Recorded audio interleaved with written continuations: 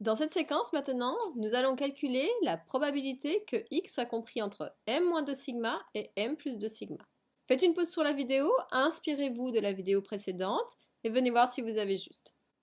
Donc cette fois-ci, on va être entre la moyenne et deux écarts types. Donc la moyenne elle est ici, deux écarts types, je suis ici, à soit plus 2, soit 1, moins 2. C'est-à-dire qu'on veut calculer la probabilité que x soit compris entre moins 2 et 2. Donc sur le dessin, ça correspond en fait à l'aire sous la courbe, c'est-à-dire à toute cette partie qui serait ici coloriée.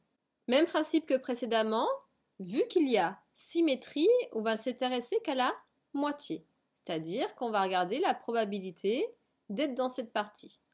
Donc si je regarde la probabilité que x soit supérieur à 0 mais inférieur à 2, ça veut dire que c'est la probabilité que x soit inférieur à 2 moins la probabilité que x soit inférieur à 0. Donc on va aller chercher ces deux éléments dans la table.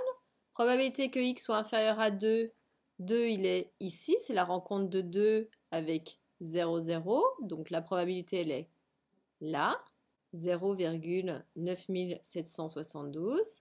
À qui on retranche la probabilité que x soit inférieur à 0, mais 0 il est ici, c'est la rencontre de 0, 0, donc une probabilité de 0,5, ça on le savait.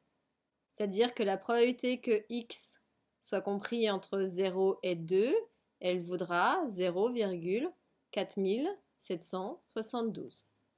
Donc ce qui veut dire que ici, dans ma partie orangée, j'ai une probabilité de 0,4772. Ça veut dire que ici, il y a 47,7% des données, ici.